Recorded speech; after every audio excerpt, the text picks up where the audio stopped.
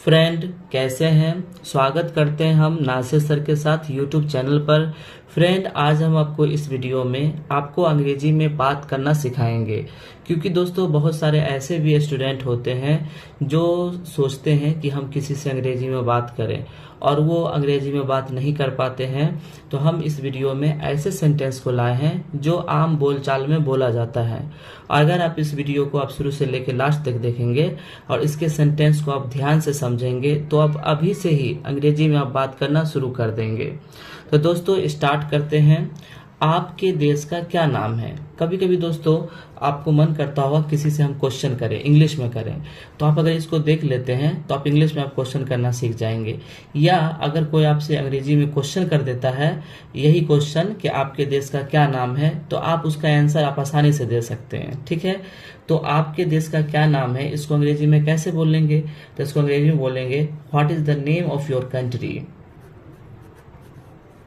What is the name, NAME, name. Name का अर्थ होता है नाम, of your, YOUR, your country, COUNTRY।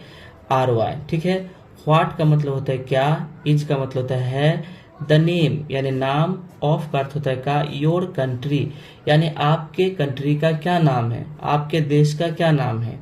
अब इसको इंग्लिश में कैसे बोलना है। मेरे देश का नाम भारत है, तो इसको बोलना है the name of my country is India या Bharat. The name of my country, COUNTRY, country is India, INDI, India. यानी कि मेरे देश का नाम इंडिया है यानी भारत है। द नेम का अर्थ होता है नाम। अब दोस्तों यहाँ पे द क्यों लगा, क्योंकि भारत जो है कोई खास नाम है इसलिए यहाँ पे द लगा। ऑफ का अर्थ होता है का, माई कंट्री अर्थ होता है मेरा देश, इज का अर्थ होता है इंडिया मतलब होता है भारत यानी इंडिया, यानी मेरे देश का नाम भारत है।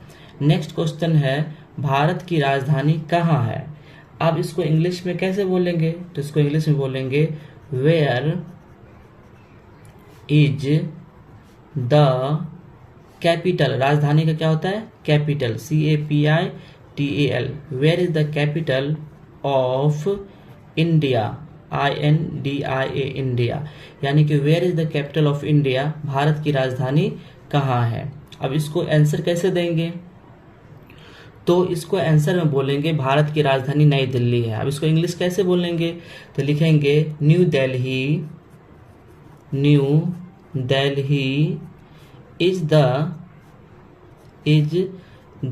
capital, CAPITAL, capital, New Delhi is the capital of India, यानी भारत की राजधानी न्यू दिल्ली है। नेक्स्ट है भारत कब आजाद हुआ। दोस्तों आपसे कोई पूछ देता होगा कि भारत कब आजाद हुआ। अब इसको इंग्लिश में आपको पूछ देगा when did India became free, है ना। भारत कब आजाद हुआ, तो व्हेन का अर्थ होता है कब, है ना। Did India became, BACAME, became free का अर्थ होता है आजाद होना। ठीक है, तो when did India became free, Bharat कब आजाद हुआ। ठीक है, बिकेम का अर्थ होता है होना, फ्री का अर्थ होता है आजाद, और यहाँ पे दोस्तों डिड लग गया यानी कोई काम होता है तो डू मतलब करना होता है, तो यहाँ पे डिड लग गया। और व्हेन का मतलब होता है कब, यानी भारत कब आजाद हुआ। अब इसको इंग्लिश में कैसे बोलेंगे, भारत 15 अगस्त 1947 को आजाद हुआ, तो इसको बोलेंगे India became free on 15 August 1947।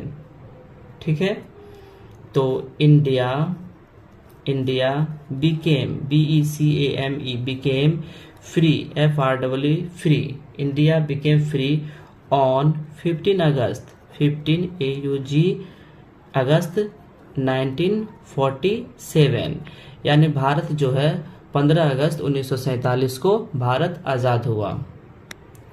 Next question है भारत के प्रथम राष्ट्रपति कौन थे। अब दोस्तों कोई आपसे पूछ देगा इंग्लिश में कि भारत जैसे ये हिंदी में लिखा हुआ भारत के प्रथम राष्ट्रपति कौन थे, अब इंग्लिश में बोल देगा who was the first president of India. ठीक है, तो लिखते हैं who was the first FIRST first president PRESIDENT president of India, यानी who was the first president of India, Bharat के प्रथम प्रेसिडेंट यानी राष्ट्रपति कौन थे।